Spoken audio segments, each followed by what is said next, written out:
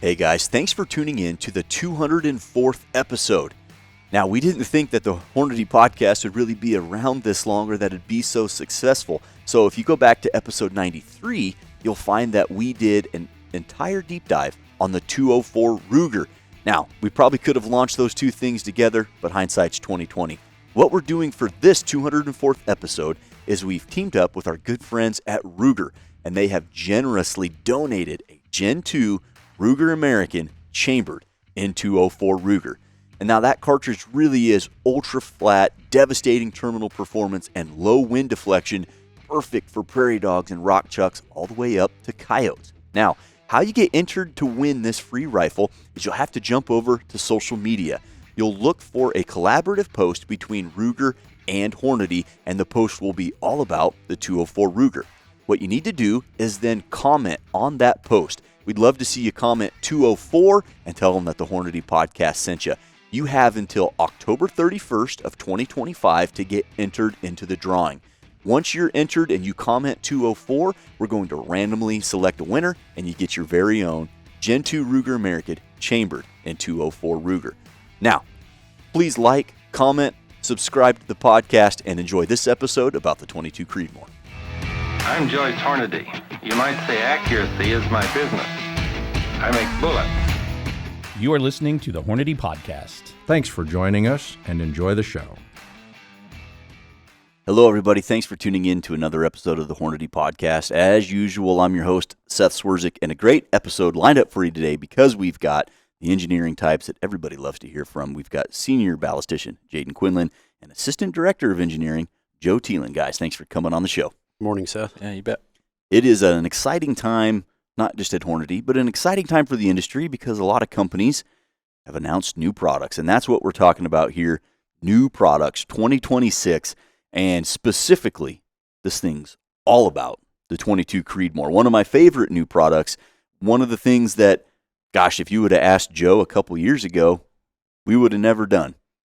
But it is come on fast, as all things in 22 Creedmoor do, and it has quickly become one of my favorite cartridges. So, 2023, we kind of entered into a deal with Horizon Firearms, and we'll talk all about the legacy of it.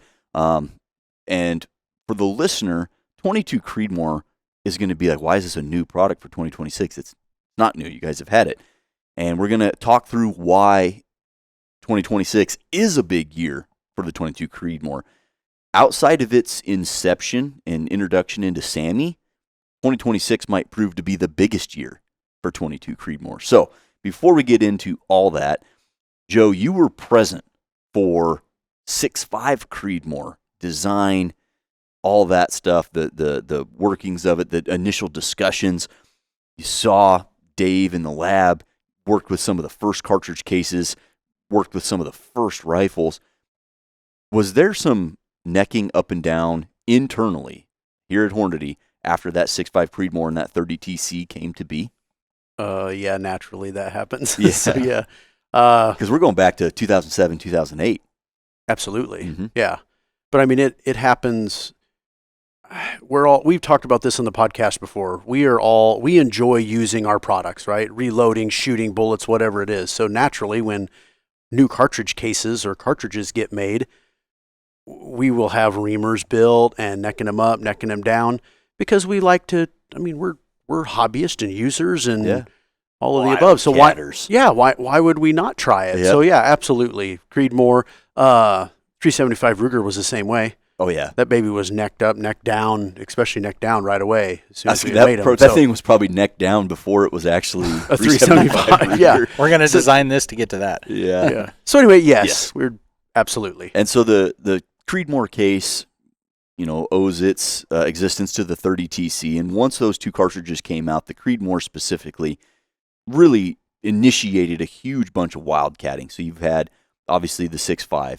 You've got the 6mm. You got the 25. One of our former engineers and I played around with a 7 Creedmoor, which was a lot of fun for a little bit. And then you've got the 22. And it didn't take long to neck that thing right down to 22.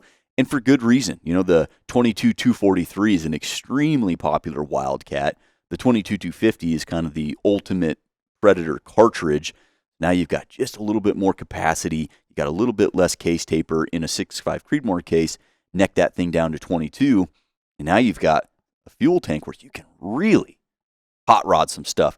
And I wasn't there to experience this, but I have to think in 2008, 9, 10, 11, 12 kind of time frame, we were probably seeing more 22 Creedmoor Wildcats with the 1 in 10s or a 1 in 12 twist shooting traditional varmint bullets. Yes, it's exactly what it was. I think our first one was, I want to tell you it was a 12. Okay. Because we wanted to go as slow as we could, but yet shoot all the way up to the 60 grain Vmax, those spire points for some hunting applications. Yeah, I'm pretty sure the original barrel was a 12. I'm almost certain. So a 53 grain Vmax, which you kind of designed for a 12 twist specifically. Let's squeeze out all the ballistics we can out of this bullet, out of a 12 twist. And I have to think 22-250 with a 53 grain Vmax or a 55 grain bullet and a 12 twist. I mean, that had to be every bit of 4,000 plus. There's still lots of those out there. Guys running 22 Creeds with 10s, shooting 53s to 60 grain bullets for varmint hunting because they literally are 38 to 4,000, depending on your barrel length. And they're so fat and so flat and so fast that your wind drift and elevation, I mean, it's 400 yards is literally point and shoot. Yep. You see a coyote, you just put the crosshairs on him. Jayden, can you imagine having that speed back on the farm? Prairie dogs and coyotes? It would have ruined me. Yeah, I would never have fallen in love with ballistics if I had that at my disposal. Because you can't observe ballistics there. You just shoot the target by aiming at it. That's no fun, you know? Yeah. Well, and you've shared on this podcast, and I think a lot of people growing up in places where you could do this used pivots to help estimate range. Right. So when you're calling coyotes across an alfalfa field or something, and you got a pivot on there, and you know the distance between the wheels, well, you can kind of figure that out and then account for drop when you're shooting a 223. I'll tell you what, you wouldn't have needed to do that. What would have happened is I would have killed a lot more coyotes, which was my gas money fund. Oh. So I could have done a lot more traveling. Yeah. Than I did. And you'd have been buying components and barrels and doing all sorts of stuff, though. Yeah. So the 22 Creedmoor kind of lived in that predator hunting space, high velocity, moderate twist rate, traditional bullets. And as the shooting industry ebbs and flows into different categories, and long-range precision really became a very prominent space in the shooting industry. Target shooting, long-range varmint shooting became more and more popular.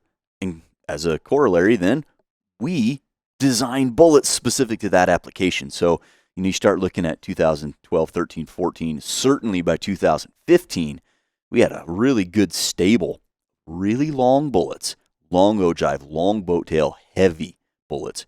So I'm talking about things like our 75 grain AMAX at the time, the 80 grain AMAX at the time. Those bullets, they simply weren't going to work in those 12 twist barrels. So as the things ebb and flow, like I mentioned, you see more wildcatters building 22 Creedmoors now with 7 twists, 8 twists, stuff like that to shoot those bullets. And then in 2015, when we had our epiphany, if you will, and we moved to our heat shield tip, then you see the 75 ELD match, the 80 grain ELD match, the 88 grain ELD match. We had still got our 90 grain A-tip.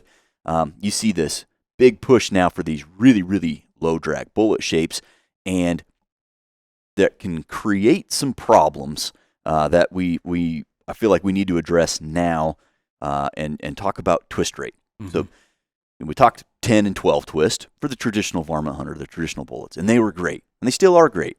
When you start going with really fast twist rates and really high velocities, you end up with really high RPM, revolutions per minute, and that can create problems. And if any listeners out there have experimented with really fast twist rates and really high velocity, you might have spun some bullets apart. We're going to talk through some of the dynamics at play there and what that means for the 22 Creedmoor, because the twist rate is, I think, the single thing that saved this cartridge from being a permanent wildcat to being a SAMI approved and accepted cartridge that now you can buy a Ruger American rifle for. You can get a Horizon rifle off the shelf. You can get Christensen arms. You can get factory built guns off the shelf now. You don't have to go full custom. I think the twist rate is the vital component that really saved that cartridge from living its total existence in the Wildcat space. So let's talk through what does the 22 Creedmoor have to offer when you put it in a 6.5 or a 7-inch twist that creates problems. Well, those are the kind of twist rates that you saw being used as it was a Wildcat cartridge, right? Sure. And well, other cartridges were using those too at the time. Oh, sure, yeah. 224 Valkyrie's got a 7. Valkyrie's got a 1. There's Valkyries out there I saw with a 6.5. Yep. Mm-hmm. Yeah, which is and that's wild. all done to provide enough gyroscopic stability to the big, long, heavy bullets that you see in the 22 cal offerings.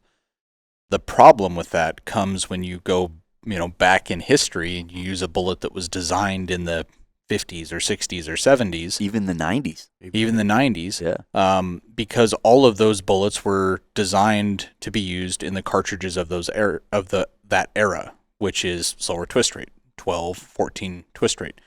So the integrity of the design, the jacket design, the mass layout, all of that stuff was based on that application. When you take that bullet and you put it in these really, really fast twist rates, you can run into problems. Like you said, typically what you'll see happen when something goes bad is the bullet leaves the barrel just fine. It's completely intact. There's no concerns there. But at some point down range, the bullet will come apart.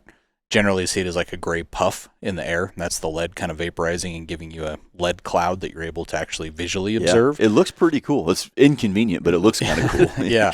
And so when we were looking at the 22 Creedmoor as a standardized cartridge, the thing that comes along with standardization is ensuring that it will operate as designed in the lowest common denominator, essentially stacking all the errors. If everything is bad and at the same time, is suspect, this still has to work. Right.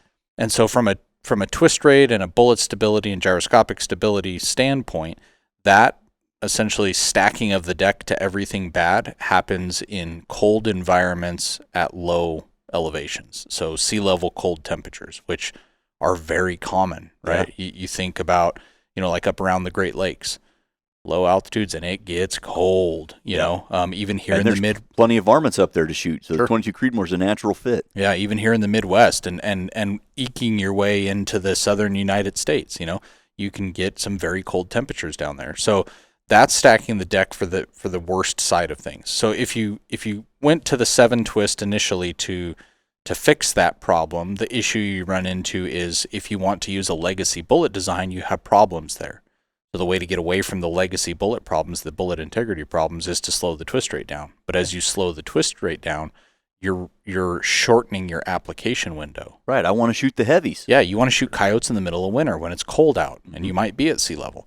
And so we did an extensive amount of testing because the 22 Creedmoor is essentially as close to the line, I think, as we've ever done with a standardized cartridge, like pushing it to the limit from a stability standpoint, right?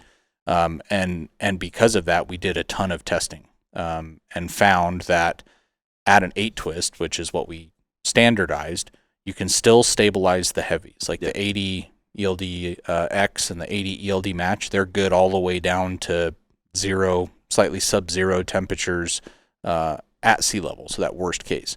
But the 8 twist also did not have issues with the legacy historical bullet designs. And so It was kind of the blending point of those two extremes that kind of came head on to each other.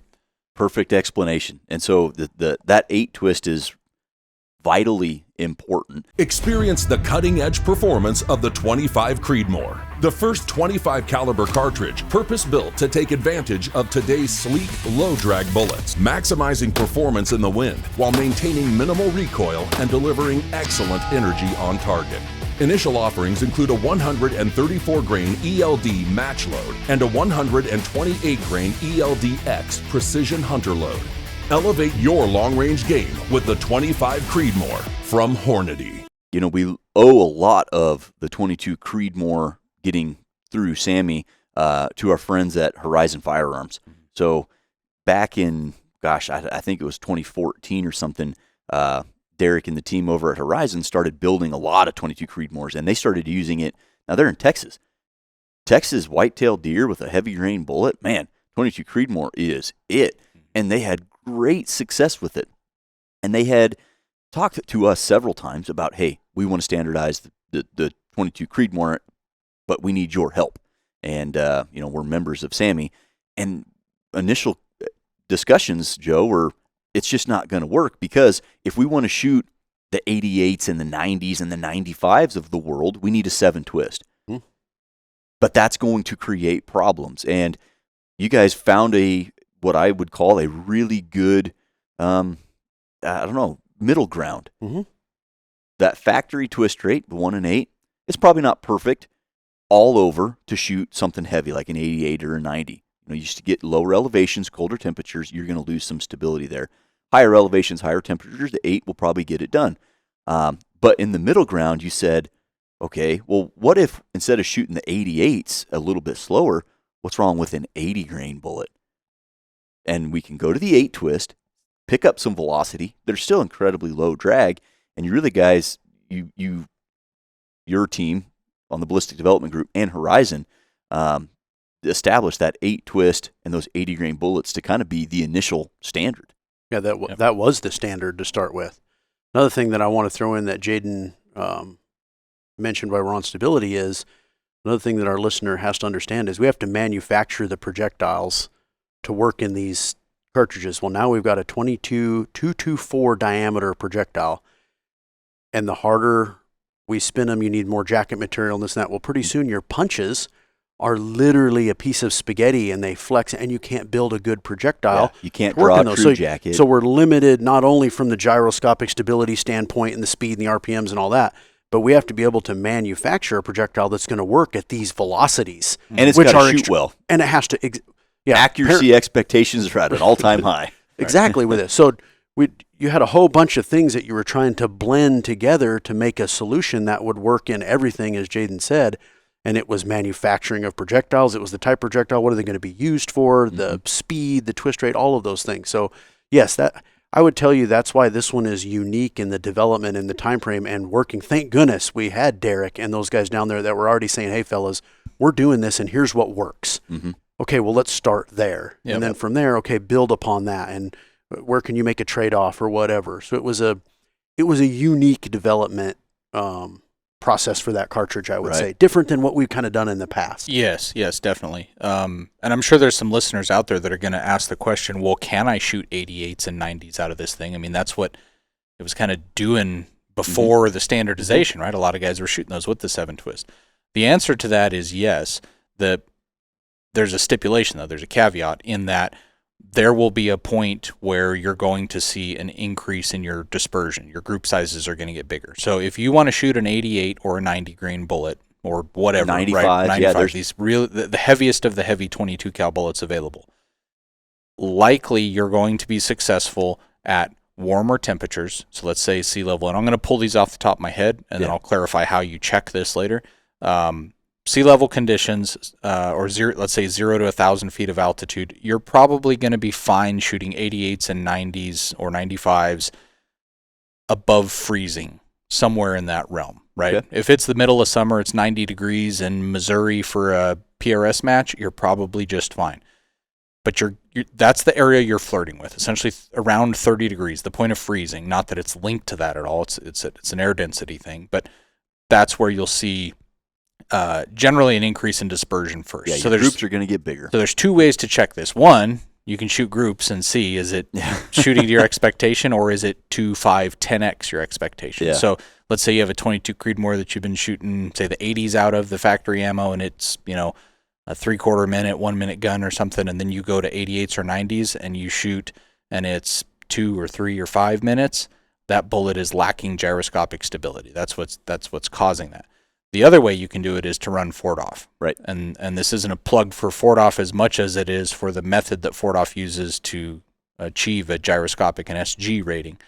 It's executing the equations of motion for bullet stability, including the inertial properties and the pitching coefficient properties as well as the environment and all of that, to actually generate the gyroscopic stability. So for listeners out there that have gone to a bullet stability calculator, a generic one where you have to input bullet length, that's the big indicator for you. If you have to input bullet length, 99% of the time that thing's using the Miller stability formula, which is a accurate approximation, keyword approximation. So if you're going to base this decision off of a stability calculation, I would highly recommend you do it with FortOff. You can do it on the website, you can do it on your phone, it's completely free. But that SG level, you'll see it's reported as gyro in the table. At the muzzle is when it's going to be its lowest, and you need it to be above 1.0. Generally, you probably want it above 1.05 to 1.1. If you're north of that area, 1.05 to 1.1, you're golden. If you're in the 1.05 to 1.1 area, you're also starting to deal with the efficacy of your twist rate of your barrel as far as what it's marked and what it is, right? We've seen variations they can be different over time.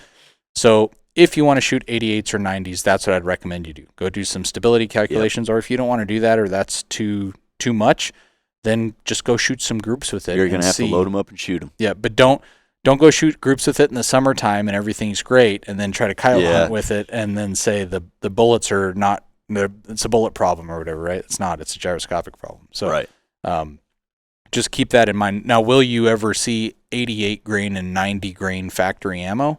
Likely not. Right. Because when we load a factory load of ammunition and put it out into the world, again, it has to function in the lowest common denominator.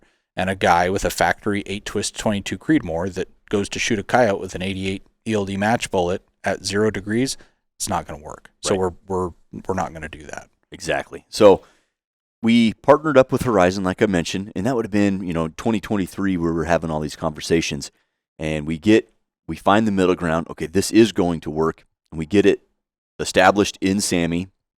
And at that point, we partnered with Horizon and Texas Ammo as the exclusive distributor. So we came out with 2 factory ammo offerings, both of them 80 grain bullets, both of them doing 32.85 at the muzzle, and both of them with a G1BC of 485. And there was an 80 grain eld-match and an 80 grain eld-x in our Precision Hunter line. And Horizon, for 2 years, we agreed they would have exclusive rights to sell that ammo. So that's why it's not super, air quote, new in 2026, because customers have been shooting it for 2 years now. But that exclusivity has sunsetted, and we had a great partnership, and we still have a great partnership with Horizon. They do a wonderful job, and it's a great team down there, and we've worked on several other projects together, and they've really helped us out a ton. So you've got the 80 grain X, you've got the 80 grain match that are already in existence. But for 2026, the reason that this could be the biggest year for the 22 Creedmoor is now that the exclusivity is sunsetted with Texas Ammo. Now everybody can buy 22 Creedmoor. So any place that is a Hornady dealer, they can order 22 Creedmoor. So you're going to see this in the Bass Pro, the Shields, Midway USA, all of those big box stores, the Academies, the Cabela's, all of that stuff. You're going to see 22 Creedmoor now on the shelf. And I think that is going to be one of the biggest things to help continue the success of the 22 Creedmoor is just quite simply availability. Yep. It's going to be out there for everybody. So we can't just have it available. We got to have some options. And this is the fun part. This is some of the new things that I'm really excited about. So the 80 grain match, the 80 grain Precision Hunter, they were phenomenal. They shoot well, plenty of opportunity for varmints and deer size game. And I took it to Africa, killed plains game with it, performed really well. But the 22 Creedmoor really thrives the varmint cartridge. And we didn't have a dedicated varmint offering. So the first thing I want to talk about is the new ammo for 2026, the Vmatch line. Now, the Vmatch line is the exclusive ammo line that features our ELD VT bullet. Everybody knows that VT stands for varmint target. Lightweight option like a varmint bullet, but match accuracy. Long ogives. Got our heat shield tip with that DVRT. Got a long boat tail, but they're a little bit lighter, so you get higher velocity and you get devastating terminal performance. And I want to talk about this because it's not as easy as it sounds. It's a 69 grain bullet doing 3550 with a G1 of 424. So would still encourage the listener, definitely be using Ford off. I'm mentioning VC simply because it seems to be the common currency still of vernacular choice. But let's talk about that VT load, because our 22 ARC, which is, again, one of my favorite cartridges, features a 62 grain VT bullet. So the natural assumption would be, why not just put the 62 in the 22 Creedmoor? And Joe, you've got firsthand experience. You're the reason this bullet is 69 grains. And I want you to talk through that, because it drives home the point and the fact that we are passionate about what we do because we're out doing it. Sure. You didn't discover this in a lab. You discovered this on a hunt. Yeah. Several hunts. So let's talk about that Vmatch line and what that 22 Creedmoor looks like. So the 62 grain bullet existed for the 22 ARC, and let's just be honest, that is the first bullet that we put in a 22 Creedmoor bolt gun, because I should back up. A few years ago, I was one of the people that are like, guys, I don't know how to make this work for everybody. The 22 Creedmoor. The 22 Creedmoor in general. Like, man, I was a naysayer. I'll freely admit that. So fast forward to talking to Derek, hey guys, we're doing this, working with Jayden and all those guys, and we're like, okay, yes, here's the solution. Let's go forth and try it. I was like, well, I really want to know how this works. So I put together a little bolt gun, 20-inch barrel for night hunting, and I wanted to shoot. Obviously, we all knew that we wanted to put a VT-style bullet in the 22 Creedmoor and hunt coyotes with it, or varmints, I should say, in general, but I was hunting coyotes. So I put the 62 in there, went and shot it, and it was 30. We could almost divulge in that, because you casually say, well, I was hunting coyotes. You and were your killing team, an immense amount of coyotes. You guys take it serious. I'll just leave it at that. So you put in the 62. Yep. So put in the 62. It was going like 30. It's going like 3750, 3800. It's flying, right? So I'm like, this is going to be fabulous. It shot good. I shot it out to 400 yards. You literally can like point and shoot, just barely hold a little bit high at 400. So I was like, this is perfect for night hunting. That's the dream. It's a dream, exactly. Wind drift is negligible. Leads on running coyotes was greatly reduced because of the speed.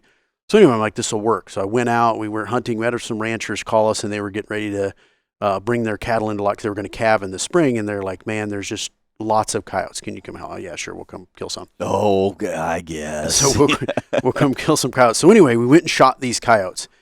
And you want to share some numbers, because this is telling to how serious you guys are about putting down we coyotes. normally shoot 15 to 30 a night, right?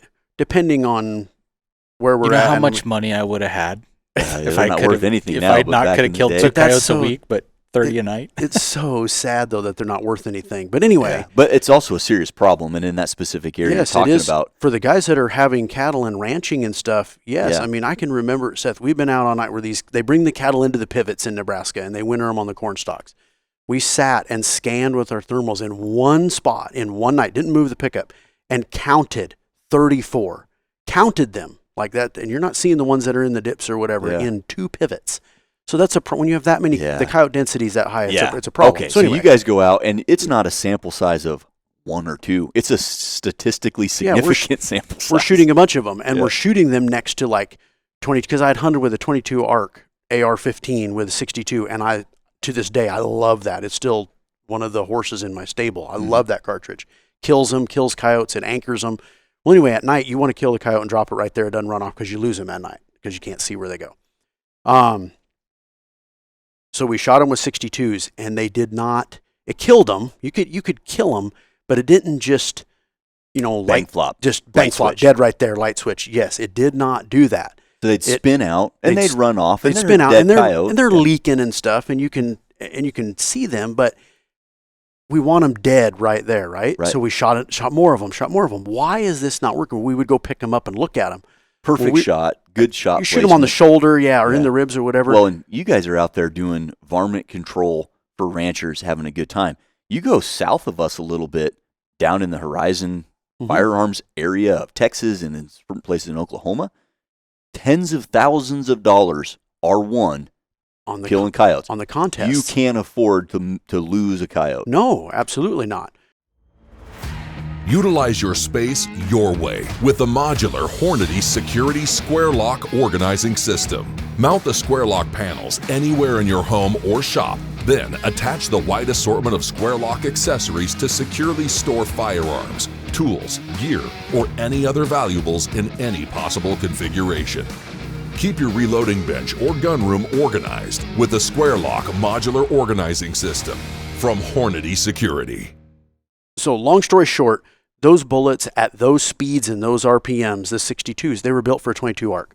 They just didn't have enough material in them, integrity to them, to get at least, that 6 to 10 inches of penetration when they just violently come apart to get into the coyote and kill him right there. They were kind of splashing maybe. That's exactly what was going on. So we learned that, come back to the plant, made tooling, made punches, and built 69s, and then went out like a month or two later with a 69 grain VT, and it was a whole different ball game. Mm-hmm. Like they died now and right there. And those bullets, they're going like, can't remember what my load is of that little barrel, 3,600 or something like that. They're cruising. And it's still, the BC's high enough, it still hold hair at 400, right on their back. It still works great, but it anchors them right now. So that's the whole reason for that bullet is we were hunting and shooting coyotes with it, and it didn't work up to which just happens all the time. You've shot stuff that doesn't work up to my specifications or my expectations or what the customers are going to do. We're going to make it right. Mm-hmm. So that's how that bullet came about. That is making it right. That's a great point. When you look at, you're not shooting a handful of coyotes and, they're dead, good enough, throw the 62 in there and call it a day. Between the weeks that you went out shooting 62s, over 100 dogs dying to the hand of a 62 out of a 22 Creedmoor, you guys saw firsthand, we need more material in here. Mm-hmm. We need more weight, and the easy way to do that is throw some lead in there. Exactly. And so you ended up with a 69 grain bullet. Yeah, the velocity's not quite as high, but 3550 is still. Oh, are you kidding me? That's still with a bullet with those aerodynamics. That's cruising. If you do the numbers, the energy on target, wind drift, all those things, the 69 is past 150 or 200 yards. The 69 just takes over. It just does. The bullet starts doing the work. Yep, that's a awesome option out there for the varmint hunter, and for the match shooter. If you've got, or just want to go ring some steel or something, you've got great aerodynamics, like you mentioned. You've got high velocity, consistency, good ignition. I mean, you've got really a perfect recipe for low recoil, flat shooting. And another point I want to bring up that kind of is all 22 Creedmoor loads. Jayden, walk us through this. All of our Creedmoor loads, all of the Creedmoors, 22, 6, 6.5, 25, they're all with a large primer pocket. And you talked earlier about having to have a 1-in-8 twist, because when you release it into the wild, you don't get to pick what scenarios that is used in. Right. And that really plays perfectly into explaining why we use large primer pockets on our factory ammo. Yeah. So the question there is why large instead of small, right? Yep. For a guy that isn't real familiar with that situation. Yeah, the hand loader goes to small rifle brass. Not exclusively, but if you look at the match scene, you see a lot of small primer pocket stuff. Right. We've used some. We've made some. It's great, and it can work really well. But for factory ammo, let's talk through that. Yeah, factory ammo, where a small primer can be beneficial in that you have more material there at the back of the case. So from an amount of reloads perspective at a given level of pressure, say on the upper end of the spectrum, your hot rod and your hand loads a little bit. Yeah. You might get a little bit more life out of that brass. You just have more material to support that. And you can see benefits velocity, variability wise, depending on the specific the propellants and the primer and all that stuff used. But the downside is that trying to ignite, 40 to mid 40 grain charges of a slow rifle speed, not quite into magnum propellants, but you're getting close. Like 48, and in 31 is 22 a good tweener. And 22 Creed, many of the magnum propellants are applicable in that because of the restricted bore diameter. Just compared imagine to what we could do with Reloader 26. Yeah, exactly. Yeah. And so when you're attempting to ignite those propellants, everything can be great when the temperatures are warm, but when it gets really, really cold out, you can have issues with small primers. to the point on the extreme end where you have hang fires and possibly high pressure events due to that. So to your point, from a factory ammo perspective, we need to make sure it works in every single application out there. And so that's why they have large primers, is because you can guarantee with a large primer, we've tested that stuff down to negative 65 degrees Fahrenheit.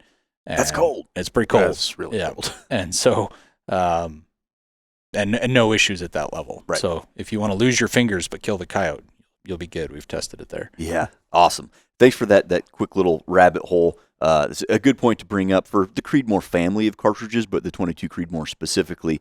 Like you mentioned, you start reducing that bore volume, you correspondingly have a necessity to go with slower burning propellant. Right. And that stuff can get really hard to ignite. Obviously I'd made a joke about Reloader 26, but it is not uncommon for the hand loader. I'm a big fan of 4350 and 4831 in my 22 Creedmoor, especially 4831 shortcut. It's kind of the perfect tweener powder for me, but it's really common to see Stayball HD, Mag Pro, H1000, obviously Reloader 26 if people can get it, but to see those Magnum speed propellants into a little cartridge case with a really small bore diameter, ignition and consistent ignition, especially when you're varmint hunting. You're out there in February. Right. You're out in the Sandhills in Nebraska. It's 0 degrees outside and you're trying to pound on coyotes. You need to have good, consistent ignition so you got good, consistent muzzle velocity. I think we're going to get, while we're on the 69, we're going to get asked, and we might as well just answer it, pelt damage, exits. Oh, yeah. So we designed that bullet for violent, rapid expansion, and we've shot, I don't know how many now we've shot, 50 to 100 with that bullet just last winter. Mm-hmm. And we went and recovered a lot of those. And I'm going to tell you, it is phenomenal. Yeah. Like it doesn't exit. It stays in the coyote. You get an entry wound, but it's a pinhole. It's 22 cal hole. So our customers out there that are wondering about that with furs, it works fabulous. I would recommend it. I don't have near the sample size, but I was afforded the opportunity to get some of those 69s literally hot off the press. Joe hooked me up with just enough to go. I had a 2-day coyote hunt, ragged them clean, and did essentially no load development because that's a smoke and mirrors thing anymore, as it turns out. Basically loaded up to what I knew was a safe pressure because of our P&V lab. And out of my 18-inch gun, they were just a hair over 3,400 feet per second. And I don't know how many coyotes I shot with it on that trip. Call it 5, maybe 6 coyotes. And all of them dead right now. And I didn't have any exits. Nope. Good. So my sample size is significantly smaller than you and your team. But it was phenomenal performance. And I was blown away from 180 yards to almost 500. My goodness, that put a smile on my face. Yeah. And we didn't have a quick rabbit hole on that particular hunt when this product was being developed. We hadn't shot these over Doppler radar for a complete drag profile to put into Fordoff. So all we had was a Doppler-derived G7 BC that was shot here in Nebraska really quick. And I had a coyote coming in, working through the sage. This was in Wyoming. And he came in to like 400 and some change, but he would never stop, and I could never get a clear view of him. He's working the sage. And then he eventually lost interest in the call, kind of made this banana shape back out, and walked up on this prominent, up on a hill, and sat down. And then just looked at us. And I've talked about this, that how much joy it brings me. I love to shoot a coyote inside of 50 yards. That's the pinnacle of coyote hunting for me. But there's also something about shooting one that's sitting down at really far away because he knows you're there. So he went out there 732 yards and he sat down. And I was like, man, I don't really know the drag. I'm using a BC and I'm using a 0 range on this particular load. Man, that's a poke. I looked up at Kelly, that guy I was with. Kelly, the stand's over. We'd been there for 20 minutes.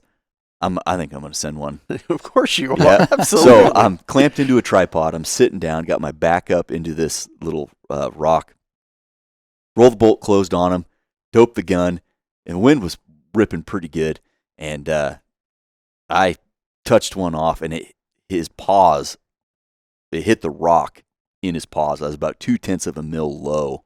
Nailed my wind call, just 0.2 of a mil low. And Kelly said, "Yeah, you didn't hit him, but he's bleeding." That rock exploded. Anyways, it was just, I almost connected at 732 yards with this little sucker, and I don't remember the dope, but it was like, I questioned it.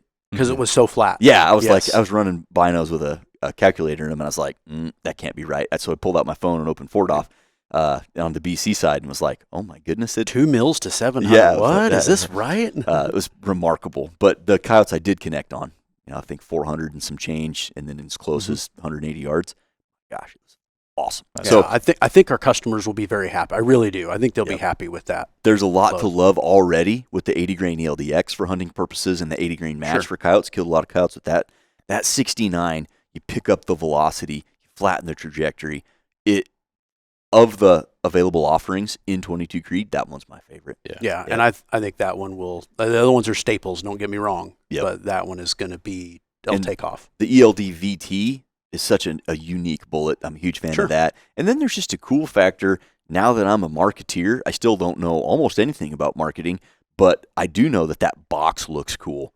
That Vmatch logo, we've got an in-house graphic designer. Jake did a phenomenal job with the fur, but the target and the blending of match shooting and varmint hunting together. I just love the packaging. So if the listener couldn't tell, I'm pretty jacked up about that one. We like the Vmatch. Yeah. There's no better time to stock your reloading bench and light up your range with Hornady Get Loaded Plus. New this year, free bullets or free cases when you buy these select Hornady reloading tools. Plus, receive the free hit target impact indicator. Hornady Get Loaded Plus. Free bullets, free cases, free hit target impact indicator. Get loaded and light it up with Hornady Get Loaded Plus. Limitations apply. Visit Hornady.com/getloaded2025 for further details. But let's not forget that 22 Creedmoor, where legal, is an outstanding hunting cartridge. I mean to tell you, I was flat blown away when I took this to Africa. The plains game animals that I shot up into, including a black wildebeest at 307 yards, I believe, it exceeded my expectations. And then last season in November, I took a Nebraska whitetail, 409 yards, and I folded him up like a cheap lawn chair in one shot. I've been really impressed with those game animals in that 150 to 225 pound range.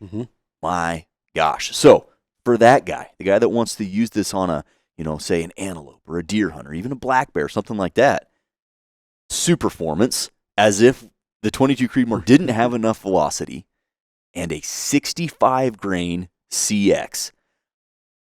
Now, internally, for a guy like me, I see the 65, I see the CX, I see the product, I get it.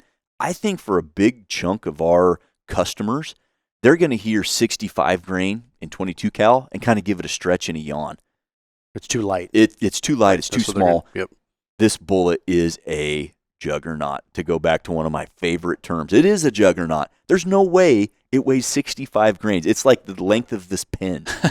So let's talk about that 65 grain CX doing 3650 at the muzzle. You heard me right, doing 3650 with a G1BC at 392. So, I mean, just come back to it again. It's a 224 diameter, so it's a tiny little diameter, and it weighs 65 grains. The only place that's coming from is length.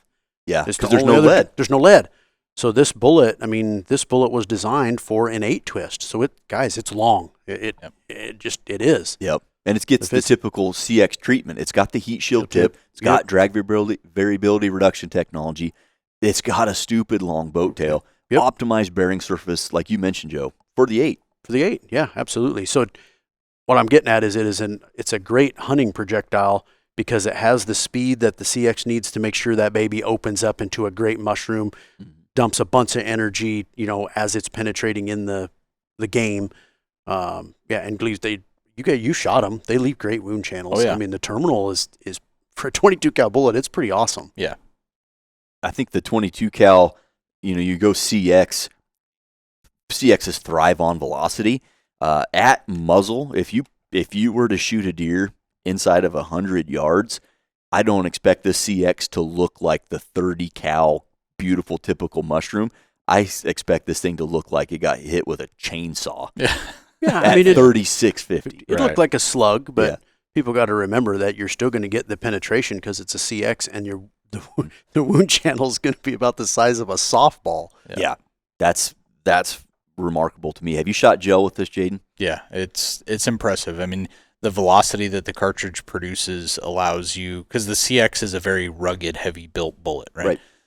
Because it's monolithic. There's no lead in it, and like you said, they thrive on speed. Well, you're not going to get much more speed than the 22 Creedmoor. So the fact that this bullet was, one, maximized within the 8-twist standard for aerodynamics, but two, is operating at the velocities that it's running at, yeah, it's impressive. And it's going to be an option that allows you to go hundreds of yards downrange, and you're not trading anything off. Right. One of the things I see with that 65 grainer, you bring that recoil down even further. Now, velocity is going to play, how much propellant is burned to achieve that velocity, but that 65 grainer is absolutely laughable. So shooting off a tripod, getting a kid set up, something like that, you get low recoil. It just, everything works. Yes, Yeah. absolutely. And I think that 65 grainer with that high velocity, an important note for the listener, I could see some people being enchanted. Oh my gosh, 3650. I'm going to use that as my coyote load because of the speed. I would just advise or warn you guys, you're going to get an exit on a coyote. Oh, yeah. 100%. So if you're trying to save a pelt, that CX is not for you. Yeah. Sure. Sometimes, you can run those small caliber CXs like our 50, for example, and bring the velocity down, and you're going to get an exit, but it's going to hold together, so the exit hole is not going to be real big. With this velocity and that 65 CX, that exit hole is going to be large. Yeah, you're going to notice it. Yeah, it's going to be noticeable, to say the least. But that low recoil aspect, I think, is going to be great for, when I think 22 Creedmoor, with our history with Horizon Firearms, I think Texas deer. Oh, yeah. I think they're going to love that thing. Yeah, It's going to be great combo. And Texas is pretty, I'm going to call it loose with their age requirements to shoot deer. I'm not sure there is one. So, you've got the 5, 6, 7-year-old kid in the blind, and, you got the deer comes out in the Sendero. This is just an outstanding option. Missouri whitetails as well. Yeah. Those kids down there hunt at 7, 8 years old. I mean, my daughters did it. Mm-hmm. We used a little 6 arcs and stuff like that, and now you got a little bolt gun with no recoil with this bullet that is going to get the job done. I think people will use it. It's great. Yeah, it's one of my favorite cartridges. As it were, this time next week, I'll have very likely filled an antelope tag. I leave for an antelope hunt in Wyoming, taking the 22 Creed, of course. There's just something about that speed with those bullets, not just aerodynamically, but terminally, that I think this is going to be one of the more ideal options as an antelope cartridge. Not a particularly tough animal to kill. You might get some extended range shots, so you got to have good trajectory, got to have good aerodynamics, and low recoil, light little rifle. Mine's got an 18-inch barrel. I don't see it getting a whole lot better than that. Yeah. Sure. Something I was thinking about, like you were talking about kids hunting with this, one of the issues is trying to communicate to a kid where to hold to, say, compensate for wind or bullet drop, right? Yes, so the only deer you have come out is at 340 yards, you're going to have to account for bullet drop there, unless your rifle's zeroed there, which probably nobody is. But this thing is so fast and so flat that it does two things. One, it gives you a margin of error in your range estimation or your range call to the target. But two, like from a kid's perspective, the adjustment is not as much, if any at all, is necessary, right? You might be able to tell the kid, hold the top of the back and you're fine, instead of some sort of unit-based correction that they may not be familiar with at those ages. Right. That's a good point. Yeah, there's a huge the litany of advantages to going with fast and flat. And the kids can go out and shoot this gun ahead of time and just shoot it and shoot it and shoot it and like it, right? And get I'm going to beat them up. Shoots good. Yep. You can practice with the rifle you're going to train with. Absolutely. We had Michael Waddell here sitting right where Jayden is. His first time shooting a high-powered rifle was a 30-06. And I think he shared that his kid's first time shooting a high-powered rifle was that same 30-06. Shooting the 22 for practice. Oh, yeah, yep, okay. Yeah, they go sit in the deer stand. Well, this is a different gun. Yeah, it's the same. You shoot the deer when it comes out. Pow! Yeah. So take that, shoulder. Yeah, you can actually set your kids up or yourself up with this 22 Creed. You can practice with it. You can practice with it a lot. That low recoil is huge. And we don't talk about this enough because there's a lot of it that's outside of our control. But in terms of what we call inherent accuracy, which is kind of a taboo term, there's a lot that can go wrong on the rifle side, of course. But if everything's built to SAMI specifications, ammo and barrel, or chamber rather, and you got a decent barrel, this thing's just going to plain shoot. They're just going to shoot well. And I feel like when we have talked about it, when we say inherent accuracy, we're talking about that chamber throat geometry and how we set that throat geometry up so that that bullet gets a nice straight run into the rifling, enter straight, exit straight. We got obviously good head spacing on a rimless case, head spaced off the shoulder. We've got a good chamber set up. So if you buy a factory rifle and it's made to SAMI spec, you buy the factory ammo, you're going to have a system that's just going to shoot well. And you talk about practice, Joe, you're the one that drove this home to me, that when you're training with your children, it's so important to have an accurate rifle system so you know if that's an errant shot, well, does the rifle just not shoot that well? Or did you have a bad trigger pull, something like that? And you can't tell which one if your rifle shoots 2 or 3 inches at 100. Yes. So that's something that you're going to get with any of the cartridges that we've designed, is that purpose-built chamber and throat geometry to enhance that accuracy, rifle to rifle, gun to gun, barrel to barrel. But the 22 Creedmoor, no exception. It's going to shoot well. It's going to perform well. Factory ammo, factory rifle, and it doesn't get much easier than that. Absolutely. Really doesn't. And the bigger picture, now that this exclusivity with Horizon has began to sunset, when we start talking to our industry partners on the rifle side, they're more apt to chamber guns in 22 Creedmoor now because the ammo is going to be more widely available. So what you see on the shelf today, October 2025, it's going to change drastically as we come into 2026 with more companies getting on board chambering rifles. And you're going to see the really budget-friendly, the economical rifle, and you're going to see, the super high-end carbon fiber everything in between. And that's just a win for everyone. Absolutely. Awesome, guys. Well, is there anything else in regard to 22 Creedmoor that you think the listener would benefit from the legacy, the history, any of the technical stuff, or any of the new products coming into 2026? I think we covered it pretty well. Yeah, I hope everybody's questions were answered. I hope so. And if not, drop a comment. We'd love to hear them. We can answer some questions. And I'm just excited to see 22 Creedmoor with another new lease on life, right? It was a Wildcat. It was a Wildcat with fast twist rates. It was not going to be a SAMI cartridge. It became a SAMI cartridge. We saw great growth with Horizon Firearms as our exclusive dealer. And now, setting up for 2026, it's going to be another new lease on life and an incredible amount of growth for the cartridge, and one of the more fun cartridges to shoot. It just puts a smile on your face. Yes, it does. Awesome, guys. Well, with that, let's wrap this thing up. I'm going to go get my rifle ready for this antelope hunt. Super lightweight, 18-inch barrel, Stiller Wombat action, running a Vortex LHT 4.5 to 22 scope, Thunder Beast Ultra 5 suppressor. It is just ultra light, flat shooting. Not only am I hoping to shoot an antelope, I'm really hoping to go shoot some coyotes. I hope we tag out early so we can go shoot some coyotes. So again, guys, thanks for coming on the show. Thanks for designing such great products, and thanks for being hardcore users of the product. Joey, we talked about that 69 grain VT story. It's things like that that really do make the difference. Yep. Awesome, guys. Ladies and gentlemen, thanks for tuning into this episode all about the 22 Creedmoor. Now, is this cartridge fantastically new for 2026? No, you've seen it for the last couple of years, but you're going to see it in more places with more availability and more bullet options. We appreciate you listening, and we'll catch you on the next one.